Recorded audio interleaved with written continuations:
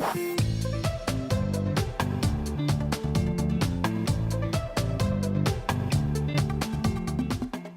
everyone. My name is Ayaka, a TA and consultant here with the LSAT Unplugged. Thank you for joining me today. We are talking about researching your school and how you want to do that. Now, I'm sure people think, duh, no duh, we got to do this. It's obvious. And however, we get caught up in the LSAT studying, we get caught up in writing our personal statement, that by the time we get to actually inputting our names and grades and transcripts and letters of rec into our application, and they say, which schools are you going to apply to? We're like, oh yeah. And so I've heard it happen to more than a couple people. So I just want to make sure that everyone gets the chance to research your own school, find the right school for you, and kind of walk you through how you want to do that and what are the considerations. And those considerations can be very different from person to person. So I want to be aware of that. So here we are. Let me first share my screen. Just hold on, let me zoom into this. And this is not a very complex presentation. So researching your school, hold on. And then you guys went all the way over there. Okay, researching your school. So, very simple. We're not looking to do any rocket science here. But I do want to start with why you should research your school. First, you really want to get basic information, and I know a lot of people are going to go, oh yeah, the LSAT, the average GPA, what's the class makeup? Yes, all that information. But also, you really want to look at, what are the class size? And where is it actually located? What do the buildings look like? What kind of programs do they have? So you really want to understand, what does the school provide as an academic service? The other thing is, it's when you Google search law schools, you're always going to get the USA Today, best schools in America, and it gives you the T14, and everyone's going for a T14. But what else is there? When you actually look into a T14 school, are there things that are missing that you think are important to your career? Are there things that are there at other schools that aren't there in the top schools, right? I kind of have to say 14 schools doesn't cover everything that everyone wants from a law school. So really think about that. You can also kind of tell what kind of student the school is looking for, right? And we can get into this a little bit more when we look at real law school websites. And then special programs that the school offers. We just heard about, clinics that schools offer. That might be helpful to you if you already know the type of work you want to do after law school. The type of programs, where is it located? Is it located close to New York, DC, the state capital? All those things matter, right? Job opportunities and networking. Is there a robust alumni community that you can reach out to? Where are the alumni located? What's the stats on passing the bar? What's the stats on job, getting a job in a job that requires a JD? And there are people who just don't go into a job that requires a JD, but want that law school education. So kind of looking at that, looking at the makeup of the alumni. And lastly, I actually think this is pretty important, is if you're actually interested in that school, at some point or another, you're going to have to talk to admissions, ask questions, And if you haven't researched the school, looked at their website, checked out what they're offering, you're going to be asking pretty obvious questions. And by looking at the website, doing your research, and kind of thinking about yourself going to that school, you're better equipped to ask the right questions for your law school career. So those are the big whys here for why you should research your school. And then considerations that might not be obvious, but these are things that, you know, I am 5-6 years out of undergrad, and above rankings and all the like the best law schools in America kind of things. Outside of that, there are other factors that really affect which school I'm going to. Is it a big school, small school? What's the faculty to student ratio? Is it in an urban area? Is it a rural area? you know, and you know, is it there's a huge alumni reach? Are they placing lawyers near their school? So let's say if your school is located in California, are the majority of lawyers coming out of that school staying in California, or are they moving to other states? You know, the location. Some people might say, oh yeah, UCLA is in LA. UC Irvine is in Southern California. It's almost the same thing. Not really, right? So what does location mean to you? Also, in LA, to drive 15 miles takes 2 hours. Do you really, you know, like those are all considerations. And finally, dual degree programs. This might not be the most popular thing that you might think about, but if you're really going into a niche program or a program that might require a little bit more expertise, you might be looking into doing a dual degree program.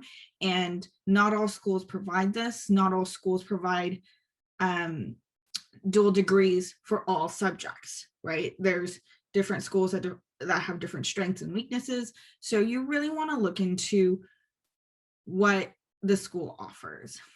And in that, absolutely the schools will usually link to directors of the program or chairs of the program, and you can message those people directly. And I do highly encourage you to do that.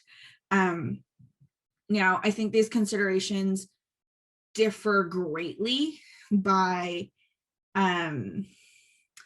where you are in terms of your life. If you're coming straight out of undergrad, maybe, you know, going to North Carolina isn't a bad thing. But maybe, you know, when you're going in your late 20s, you really don't want to go to the middle of nowhere. You want to be in a city. You want to be in a place where there's an airport so you can go see your family. Like all those things matter. And I think personally that the more of a career you've had, and this is maybe a career change, you have a little bit more considerations to think about. So I'm not saying these are limiters, but these are really things that you want to look out for in your school, and be really thoughtful in your research so you understand what you're getting yourself into. You don't want to get into a school and be super excited and then be like, oh my God, the reality is you're going to be, you know, 20 miles from anywhere and you have to have a car and all this. And, you know, you want to set your expectations right, and you want to do the research accordingly. So I think right now, research is pretty, I think, at our fingertips. A lot of schools have almost all of their information online in their website. So I kind of want to take us through real law school websites, see what we can find, what are we looking for, and kind of see if we can see the differences between schools, because there's very different characteristics from one school to another. So here we go. Let me know if you guys can't see anything. Oh, I see things in the chat. Hold on. Okay.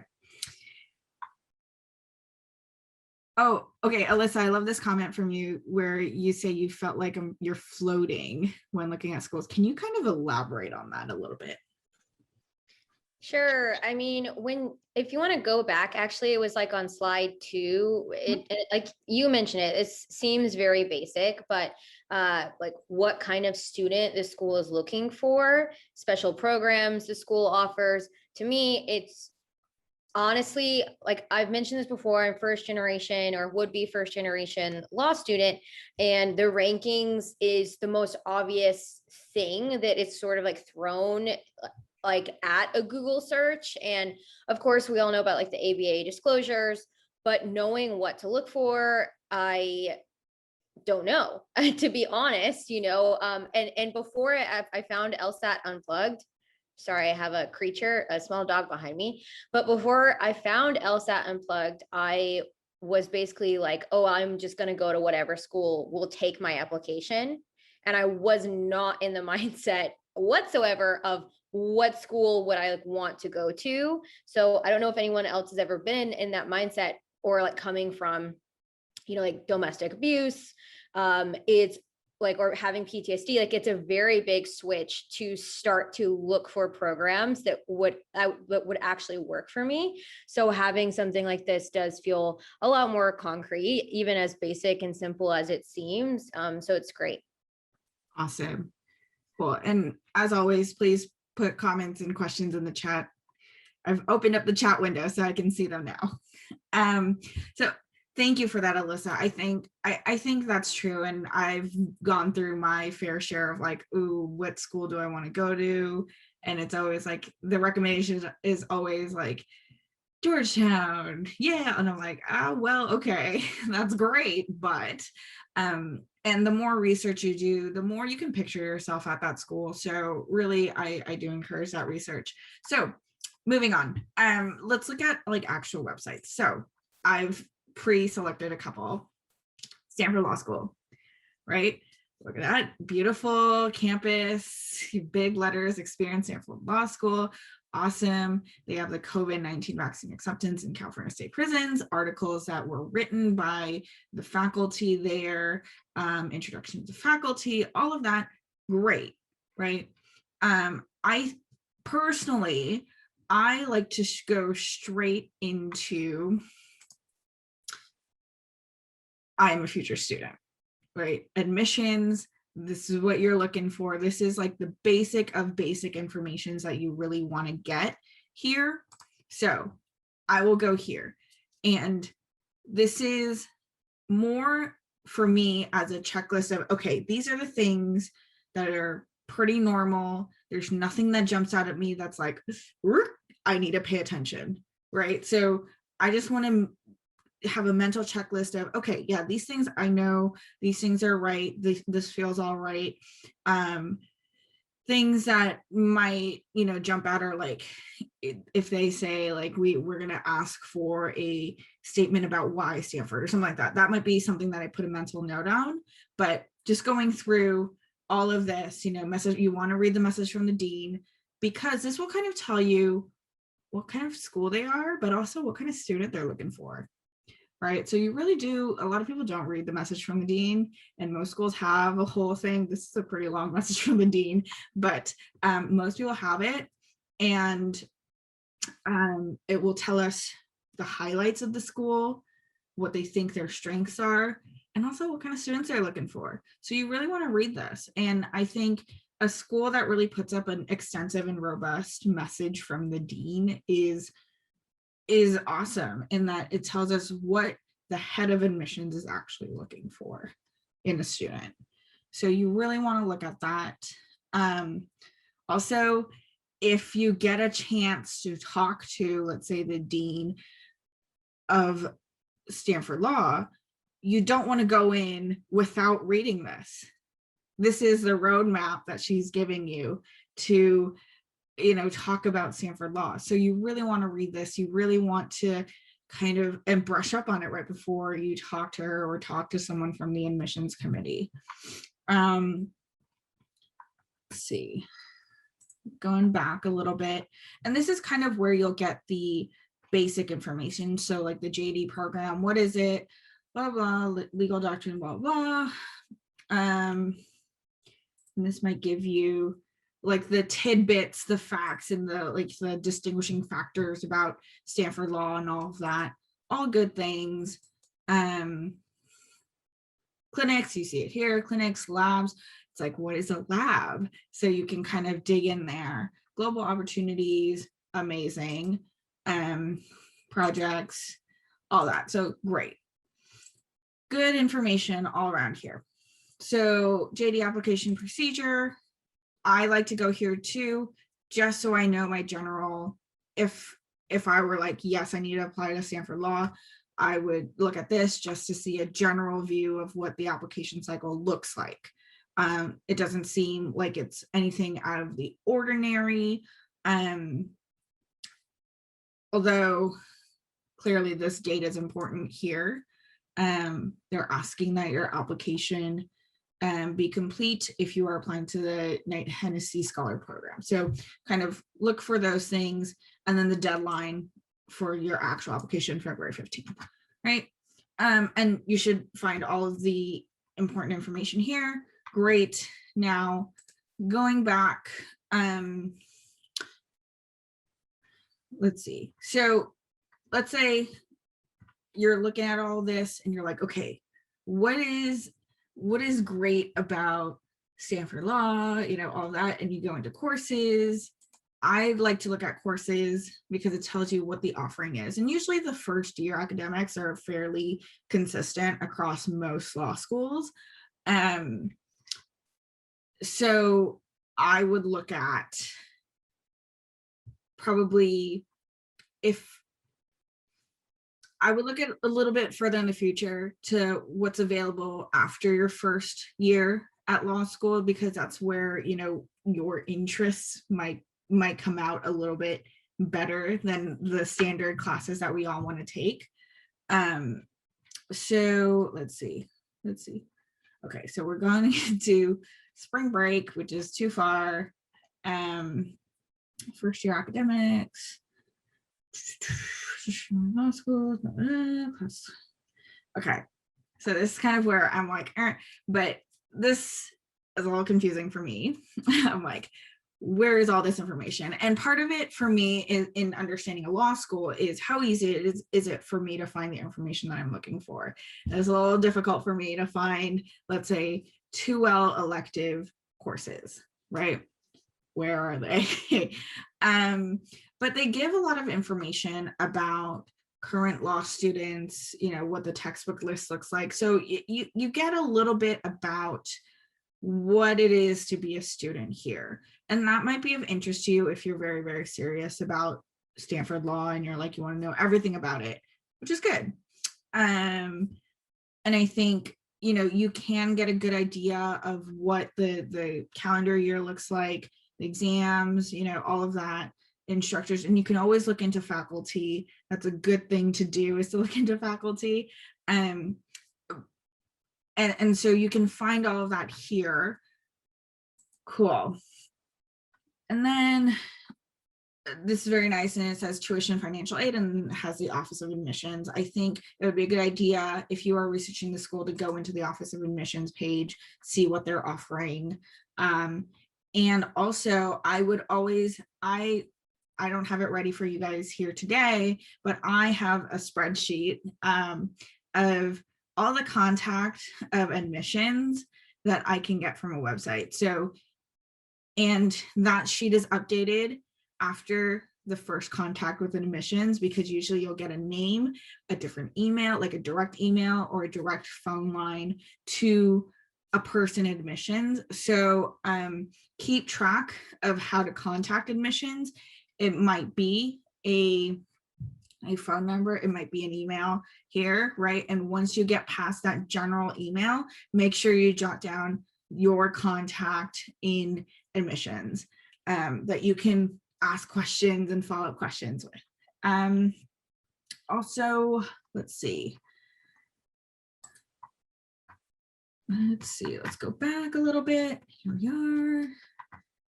The JD program.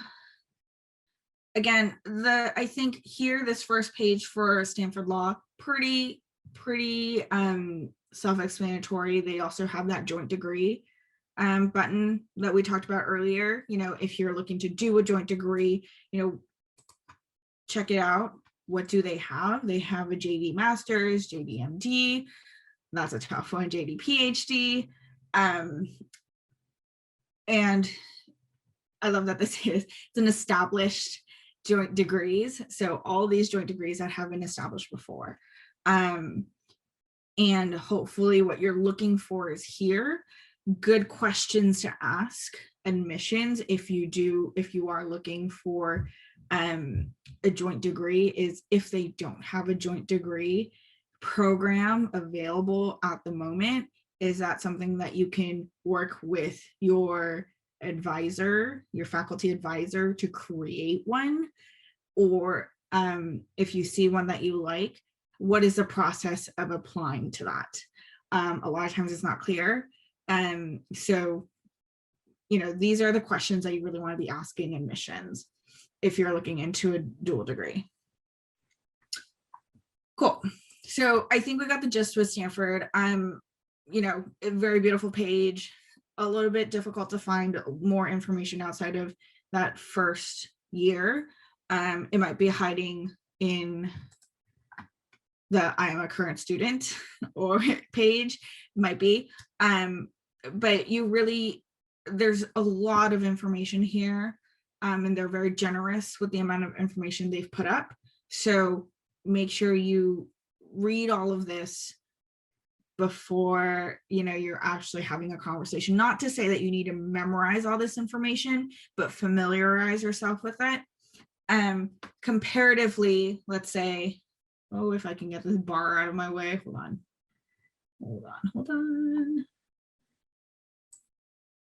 Let's get this up. Okay. Comparatively, something like UC Hastings, this is also my kind of page where it's all up here in a drop down. So this is, however you like to do it. I love that it's all in a drop down. So I'm not like, ooh, where do I need to click to get to where I need to find my information? The first page, always beautiful campus, the recent classes and all of that, news, virtual campus tour, beautiful, beautiful. Okay, so I would always, again, go to admissions, check out what they're saying there. I always say, I think you should read this, like blurb that they always put up, because a lot of times we're asking ourselves really basic questions and we're like, oh, it's right there. So read that, and kind of look at the whole page, see what you're looking for. I think we all know how to find the basic information about, your class size or where it's located, all of that, or GPA, LSAT. I think the more interesting stuff for me, class profile, that's interesting. And especially if you're thinking about writing a diversity statement, look at the class makeup. If you're writing a diversity statement, for example, and if you notice, not to say this is true for UC Hastings, but if you notice there's a huge Asian population, let's say, then you might want to take a different spin on your diversity statement for that school. So, UC Hastings, I love this because UC Hastings put all the stats up really easy, really quick. Great stuff. And then, this is kind of where you really want to pay attention. Careers and employment. Is this something that, do you really want to go into clerkship? Well, 7% of their class has gone to clerkship. So it's happened for people in their class, but it's not the overwhelming majority. I don't think any school has an overwhelming majority of people going into clerkships, but 7%, that might be a location thing. It might be just the graduating class, you never know, but these are things that you really want to pay attention to. With the majority going to law firms, does that sound good for you in your career? We don't get a lot of what's included in those law firms. So that's something that you might want to put an asterisk in and ask admissions. Can you give me a breakdown of people? Let's say for myself, I'm interested in cybersecurity. Do you have a breakdown of people who go into law firms who have a specialty in cybersecurity? And you can always ask those questions. Admissions usually has an answer for you. Yep. So all this, I don't really think the information about the undergraduate institutions is really important, but I digress. And they give you employers. This is very nice. They give you the employers for the class of 2019. So that's actually more information than I've seen with other schools. So this might be something that you actually look into, and it might be a really good thing for you to refer to and say, and reach out to alumni if you want to know more about a certain opportunity or certain job opportunity after your 3 years.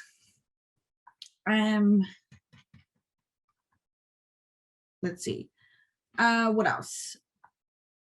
I am also going to go into academics here for us in the Hastings website. I do want to look at centers and programs. So when we look at centers and programs, they're always going to put the big things there, right? Center business law, criminal justice, Indigenous Law Center, East Asian Legal Studies, Center for Gender and Refugee Studies, Center for Innovation, Lex Lab, all these great things. And I would always double click into them especially in the ones that you are interested in, because you want to make sure that what they are referring to is the same thing that you are interested in. I definitely got into a whole thing of, there was a school, I don't remember which one it was, but a school that said risk management and public health. And for me, risk management means very different things than what the school was referring to. So you want to make sure, tax law, let's say, there's not a lot of interpretations about what tax law is, but you just want to make sure that what your understanding is and what the school is offering matches up. And the more you look into it, there's more nuance than you think there is. So I would really look into all of that. And of course, the bigger schools are going to have more centers, more programs. You also want to look into the extent of the programs. And I really want to refer to, let me see here, University of Maryland, Francis King Carey School of Law. So for them, their programs,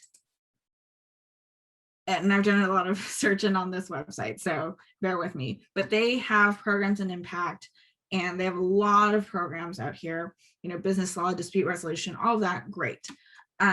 For example, if you click into the cybersecurity crisis management program, there's another center for it that it links into. And so you're going to go deeper into a rabbit hole, but the more you go into it, you're going to see what the program is, what the program offers, and also where those programs kind of feed into. And that could really be a good connection for you in future employment. And the more that I'm researching schools, it's like, yes, the T14s are important and the rankings are important. And yes, I get all of that. But the other thing, if you don't care about rankings, if you don't care about the name of the school that you're going to, it's employment past your 3 years at law school. And that's kind of where I am focusing on in my research. And that's really the key consideration for myself. So I think you really have to kind of figure out what your considerations are. And I think that can develop as you research, but you really want to see what connections the school has, where do the alumni who graduated out of those programs, graduated out of those clinics and did those clinics and graduated out, where they ended up. Do they go and continue the work that they've done at the clinics? And really, you can ask admissions those questions. And I always love, hold on, this is not what I was looking for, sorry. So going back to UC Hastings, I always love when, let's say, for example, Center for Business Law, they have the program, blah, blah, and then they give us the chairman or the director, someone you can contact. And I always contact them. I send them an email, and I think that's something that anyone can do. So I love a school who puts that information out in front, and you can contact them at any time. So I think doing the research will give you more avenues to reach admissions, not just cold calling admissions, but also reach them in a more impactful way and a more way that is memorable to them and more impactful for you. I know it's a little all over the place. Any questions at this point? I know we got like a quiet class today. I was just going to say it really is helpful. It's actually, I don't know if it's bizarre or if anybody else feels like this, but I've personally heard a lot of people applying through to law school say at different points in the process that it feels lonely, or like there's always a moment where it feels like a needle in a haystack, maybe for people, like, and I know for me it does. And so to actually see you go through it is oddly and like charmingly feels like the support that I sort of needed to just see how somebody else navigates the website and what email you choose to look at and how you are sort of determining what the post 3 years would look like, aside from ABA disclosures. So thank you. Yeah, absolutely. And I think it can really be overwhelming. So I like to say, and Solomon, I see your comment, I will send that to you, the Excel spreadsheet, right, that I have of the contacts and all that. I will send that to you. In researching, you can so easily fill an hour, 2 hours, go down a rabbit hole. And then you come up and you're like, I don't even know what happened in that hour. So I like to say, use the Pomodoro method, which is 25 minutes of focus, 5-minute break, because you want to focus those 25 minutes on getting the information that you really want to get. I understand that reading an article is super interesting, and you might go into their citations, you find another article and another article, and it's just ongoing. And however, you're studying for the LSAT, you're preparing your application, you're writing your personal statement, and it can take a lot of time. So I want to make sure you're using your time in a effective manner. And so doing that 25 minutes on, 5-minute break, 25 minutes on, 5-minute break, breaks that time up so that you can say, okay, I'm going to look at UC Hastings for 25 minutes, get all the information that I can get. My goal is to get a contact for admissions and find a contact that I can reach out to for tax law, let's say, right? And then you do that, take a couple notes, and then your 25 minutes are up. Let's move on to Stanford, and then do the same thing. And so you're keeping the task focus without going into a rabbit hole. So that's my recommendation when you're going about your research. But I think it's really, really important. I remember a year ago when I started off, I'm like, oh yeah, like I'm looking at all these T14 schools because that's the only one that's come up in recommendations. And it's like, there's a ton of schools out there. There's a ton of schools that are right for you, and there's a ton of schools that aren't right for you. And the game is, can you find enough information to make that distinction of a school that's right for you and a school that isn't? And do you really want to be wasting your time for a school that isn't? What do you say when you reach out to the dean? I mean, I say, so when you, Jack, a little bit of context there, when you say reach out to the dean, do you mean like a cold email to the dean themselves, or admissions and address it to the dean?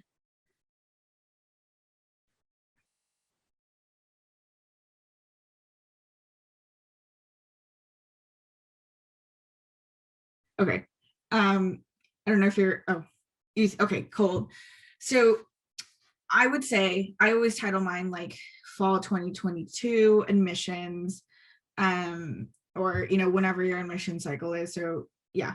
Um, and then start off, very nicely, but don't overdo that first line of like, hello, I thank you for your time, blah blah blah. Like that's a little much. Just be like, hello, I'm seeking admission on 20XX cycle, and then kind of introduce yourself and ask, if you're asking for 10 minutes with the dean, ask for it. I don't know why you would cold message the dean unless you're asking for a face-to-face, a conversation, an answer to a question, something like that. I know, Alyssa, you made a really good point in a conversation we had a couple of weeks ago, where if you have a lot of questions, kind of thematically refer to them and say, hey, I have a couple questions on this topic. Can I get X amount of time with you at your convenience? And, be ready for a non-response or a rejection. You can always come back and counter that, but, always be asking for something. And if you are asking for something, make it clear. Don't put it at the, don't make it the last sentence of your letter. Always say like, hey, I'm seeking a couple minutes with you on the phone, on Zoom. I was looking on your website and I have a couple questions around X, Y, and Z, and go in that route.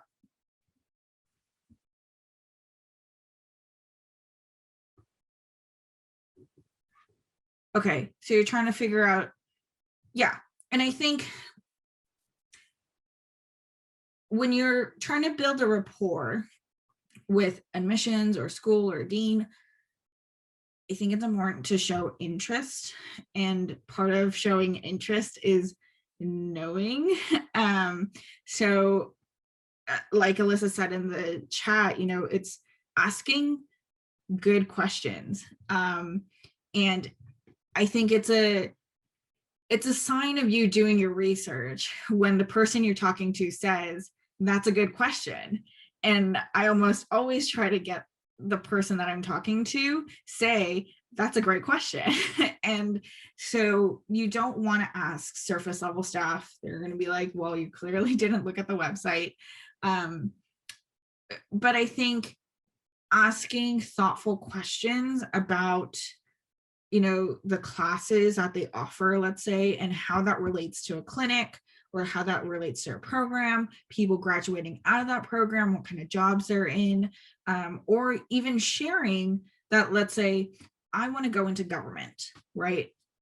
And I am looking for this very specific program. And can you tell me about the people who graduated out of that program? Are they working in government or have they gone to law firms? What are the career opportunities there? And how big is the program? What interest do you have? Like initial interest do you guys get in the application process for that program? How popular is it? There's a bunch of questions you can ask. And being curious about the program is a great way to create that rapport, because you're throwing that question and they're more than likely to answer that question. And then with that given information, you can ask more questions. So that's kind of where I say build a rapport. Jack, does that make sense? Are you looking for, you can always put out specifics if you have one, but I hope that answers that question. Yeah. And I've reached out directly to multiple, people, not just deans of admissions, but people like directors of a program, and say, hey, can you tell me a little bit more of the program? I'm interested in X, Y, and Z. and be very specific. Yeah. Yeah. And Jack, to tell you the truth, I also was like, oh, I don't know how to write an email to like a dean of admissions, right? So I definitely sent that email to Alyssa, and I called her and I was like, hey, help me write this email.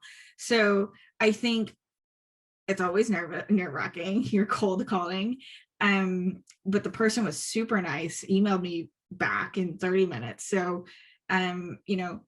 we're all here for each other. So feel free to ping me and say, hey, I need you to look at this email, or, whatever, because that's probably the hardest part. I always think the hardest part is the subject line. How do you subject line an email that's a cold call?